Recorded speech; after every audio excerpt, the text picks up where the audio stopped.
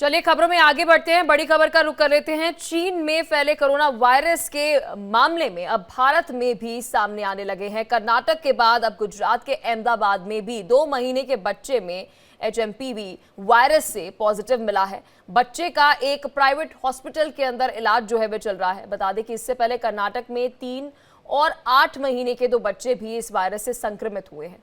वहीं दूसरी तरफ प्रदेश सरकार ने भी अलर्ट जो है वह जारी किया है। तेलंगाना और साथ ही महाराष्ट्र सरकार ने भी आपको बता दें कि गाइडलाइन जो है वह जारी की है। अब चलिए इस वायरस से जुड़ी आपको विस्तार से जानकारी जो है वह देते हैं। बता दें कि चीन में बता दें कि लगातार जो है बीमारियों का मॉनिटरिंग सिस्टम जो है वह शुरू हो गया है। इस बीच निमोनिया समेत सर्दियों की बीमारियों की मॉनिटरिंग जो है वह हो रही है। सांस संबंधी जितनी भी बीमारियां हैं उसकी भी खास जांच जो है उसके आदेश दिए गए हैं। यहाँ पर हम चीन की बात कर रहे हैं।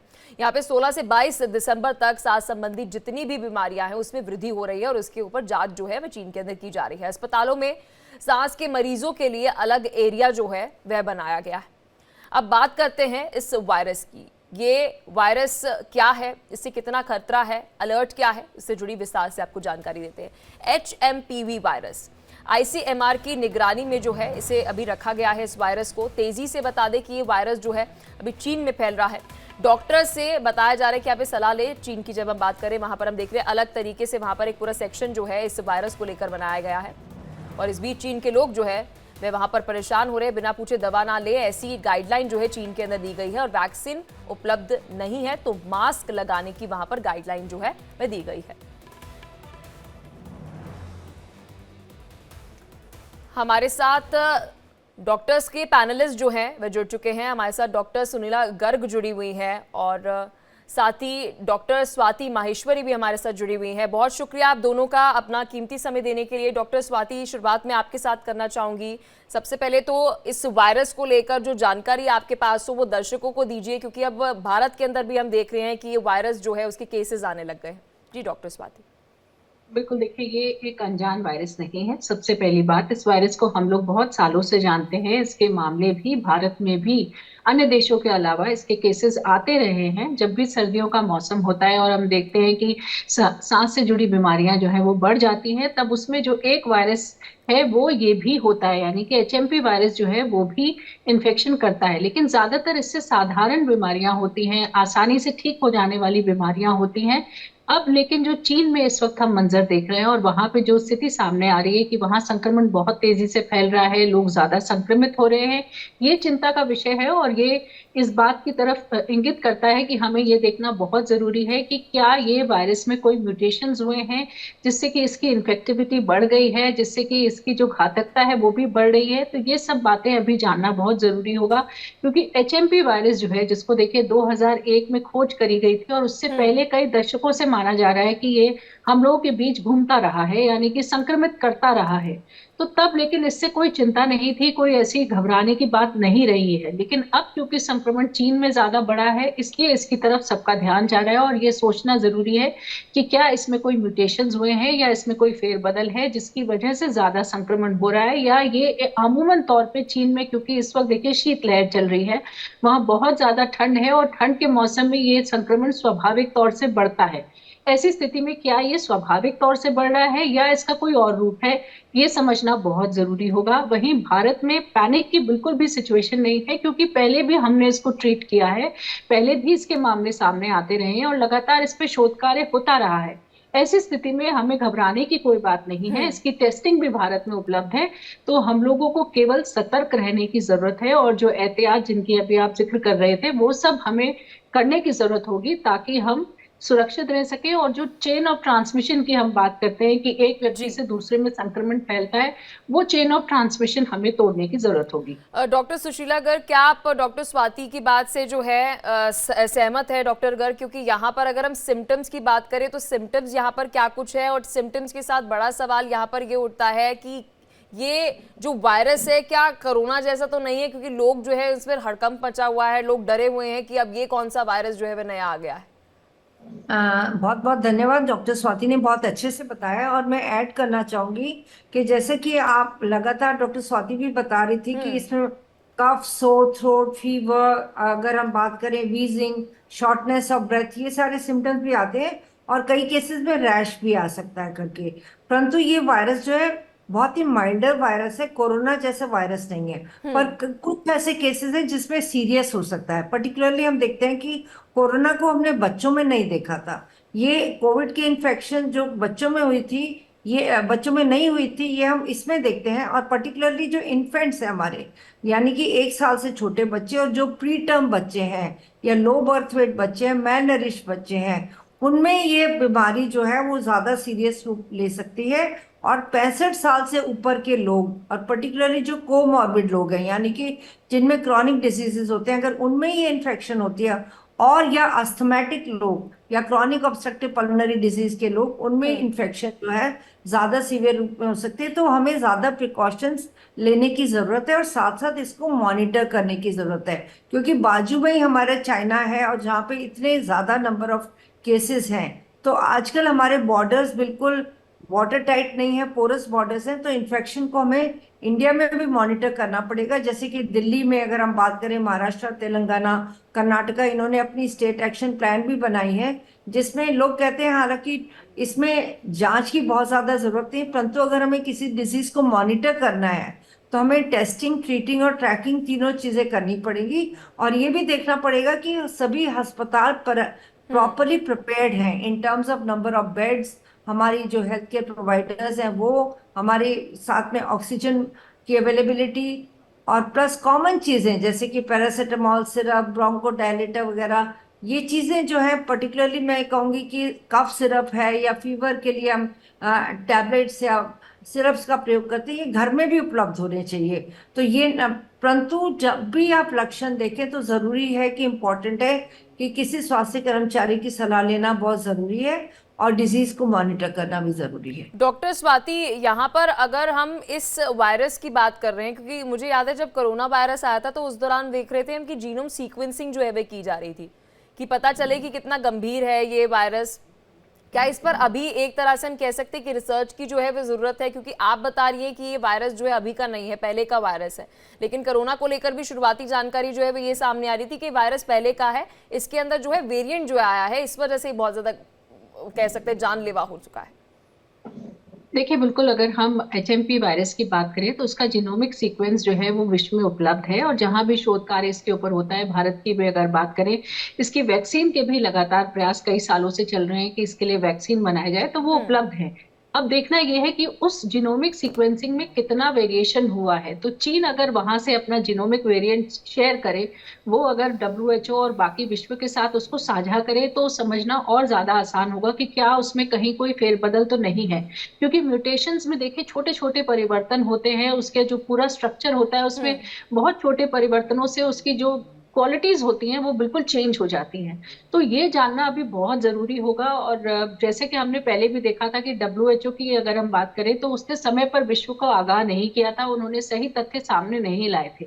तो वो एक पिक्चर नहीं होनी चाहिए, ऐसा नहीं होना चाहिए कि फिर कुछ कुछ बातों को छुपाया जा रहा हो या उनको विश्व से जो है अनभिज्ञ रखा जा रहा हो। तो ये कोशिश जरूर सरकारों को करते रहना चाहिए कि जो सही तथ्य है वो वहां से निकल करके सामने आए। जहां तक बात देखिए कोविड की है, हमने जिस तरह से देखा था कि जो मंजर सामने आया था, उन सभी चीजों को लेते हुए एक हमें, हमारी सरकारें अब तैयार हैं, उनको पता है कि किस तरह की ऐसी स्थिति से निपटना है, कैसे हमें टेस्टिंग ट्रैकिंग करने पड़ेगा, ट्रीटमेंट करना पड़ेगा। वहीं लोग भी, क्योंकि बिल्कुल कोविड से मिलते जुलते लक्षण हैं, कोविड वाले ही एहतियात हैं, तो वो हम सबको अभी तक याद है, हमें पता है कि वो हमें कैसे करने हैं।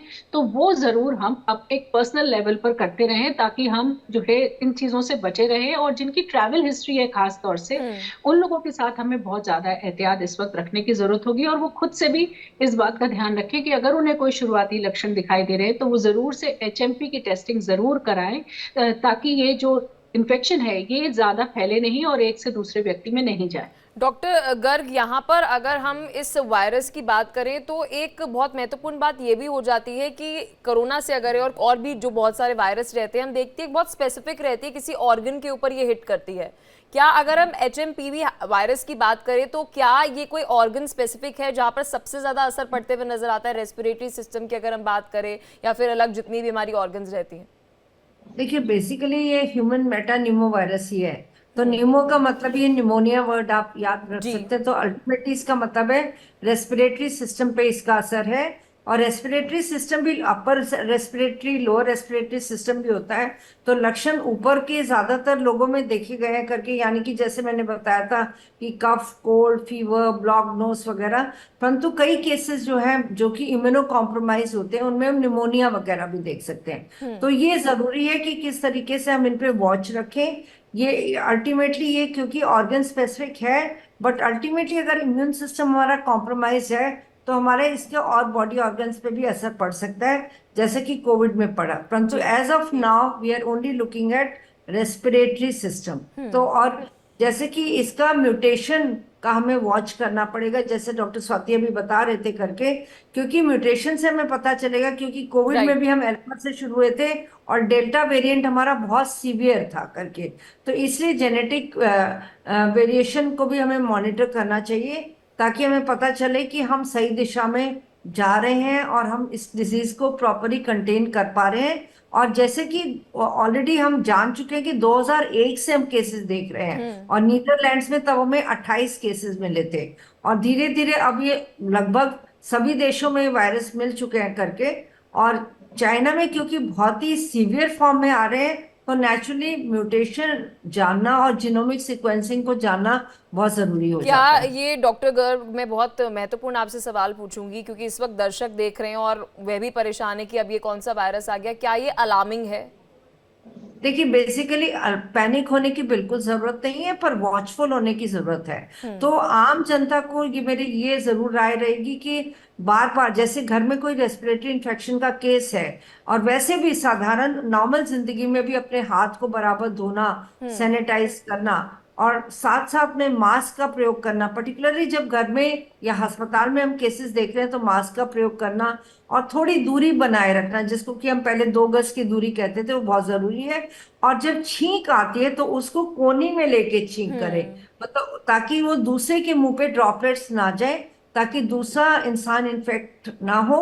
परंतु जानकारी हर माध्यम से जानी चाहिए। जैसे कि हमारी आशाज और आंगनवाड़ी वर्कर्स ने बहुत इंपॉर्टेंट रोल प्ले किया था कोविड के समय में, अग्री। और उनको यूएन का एप्रिसिएशन भी मिला था कि बेसिकली बहुत अच्छा काम किया था। तो यहाँ पे भी मैं कहूंगी कि वो जरूर जागरूकता फैलाने का इम्पोर्टेंट काम करे, बल्कि हम सबकी जिम्मेवारी बनती है। और आप मीडिया के चैनल से तो बहुत इम्पोर्टेंट काम कर रहे हैं। तो ये बहुत जरूरी है कि हर तरह से हम जानकारी लोगों को दें, सिस्टम्स को स्ट्रेंथन करें, हेल्थ केयर प्रोवाइडर्स को वेल इक्विप करें। डॉक्टर स्वाति, मुझे याद है कि जब कोविड आया था उसके कुछ समय तक मैं इसलिए कह रही हूँ क्योंकि उसके बाद ये बदलाव देखने को मिला कि हाइजीन जो है वो लोगों की बढ़ गई थी। हाथ धोना, मास्क पहनना, बार बार हाथों को सैनिटाइज करना, साफ सफाई जो है ज़्यादा बढ़ गई थी। लेकिन एक बार फिर से हम कह सकते हैं कि वो अब कम हो गया है। मास्क हम देखते हैं मेट्रो में, पब्लिक स्पेस के अंदर किसी ने नहीं लगाया होता है। अगर हम यहाँ पर इस वायरस की बात कर रहे हैं तो इसका सबसे पहला बचाव जो है वो क्या केवल मास्क ही है? देखिए, बिल्कुल जो रेस्पिरेटरी इन्फेक्शंस होते हैं, जैसे कि अभी मैम ने भी बोला कि वो छींकने से, खांसने से, किसी के पास बैठ करके बात करने से, उनके द्वारा जो चीजें इस्तेमाल करी गई हैं उनको छूने से, इसी तरह से ये इन्फेक्शन फैलता है। कोविड हम देख रहे थे कि बहुत तेजी से फैलने वाला इन्फेक्शन था, कम समय में ही एक व्यक्ति से दूसरे में बहुत आसानी से फैल रहा था। एचएमपी के साथ ऐसा नहीं देखा गया है, ये बहुत तेजी से फैलने वाला इन्फेक्शन नहीं है। लेकिन वही एहतियात है जो हमें बरतने की जरूरत है कि मास्क लगाएं, डिस्टेंसिंग रखें, जैसा मैम ने बोला, साथ ही हाइजीन का बहुत ध्यान रखें। देखिए, इन्फेक्शन हमारी आंख, नाक और मुंह से ही अंदर जाएगा, तो हमें ये कोशिश करनी है कि हम गंदे हाथ जो हैं उनको अपने आंख, नाक, मुंह पे नहीं लगाएं। साबुन से हाथों को थोड़े थोड़े समय पे धोते रहे। खास तौर से देखिए, क्योंकि बच्चों में इन्फेक्शन ज्यादा देखा जा रहा है, और अभी भी हम देख रहे हैं कि इन्फेंट्स में ही भारत में इन्फेक्शन देखा गया है। तो ऐसी स्थिति में इस वक्त हमें बच्चों की ट्रेनिंग करना बहुत जरूरी है। हमें उन्हें समझाना बहुत जरूरी है कि वो कुछ कुछ समय पर हाथ धोएं, और ये माता पिता के लिए जरूरी है कि वो ध्यान रखें कि बच्चे अगर कुछ खा रहे हैं, कुछ पी रहे हैं, तो उनके हाथ जो है अच्छे से धुलवाए जाए। साथ ही हम मास्क का प्रयोग करें, और अगर कहीं भीड़ में हम जा रहे हैं, क्योंकि देखिए अभी छुट्टियों का वक्त है और ऐसी स्थिति में लोग ट्रैवल करते हैं, पार्टीज में जाते हैं, तो हमें ये ध्यान रखना है कि अगर हम क्लोज स्पेस में हैं, लोग ज्यादा है वहां पर, तो हमें मास्क का एहतियात इस वक्त रखना जरूरी है, क्योंकि वो एक हमारे लिए बिल्कुल। बचाव का तरीका है और बहुत सिंपल तरीका है। और ज्यादातर जब सिंपल तरीके होते हैं तो हम उनको करना नहीं चाहते या हम उनको उतनी तवज्जो नहीं देते हैं, लेकिन ये एक बहुत सिंपल तरीका है जो हम करवा सकते बिल्कुल, हैं। और हाइजीन तो अदरवाइज इन भी चीजों आपके पर- लिए बेटर ही है। बहुत शुक्रिया, आप दोनों ने अपना कीमती समय दिया, विस्तार से इस वायरस को लेकर दर्शकों को जानकारी दी। तो देखिए, HMP वायरस के ऊपर हम बात कर रहे थे कि यहाँ पर सबसे पहले तो आप मास्क लगाइए, इससे ही चांसेस ये हैं कि ये वायरस और ज्यादा नहीं फैलेगा। लगातार खबरों का सिलसिला जारी है, लेकिन यहाँ रुक रहे हैं एक छोटे से ब्रेक के लिए। Diwali. Diwali is a festival lit with sharing. And some gifts aren't given, they are expressed. No way! I love it. Because you deserve the best seat in the house. Where did it go? Mom, have you seen my straightener? No. Go check the living room. खोया फिरता हूँ मैं तू है मेरा घर You light up every room you enter. तुझसे बनेगी अब सारी मेरी यादें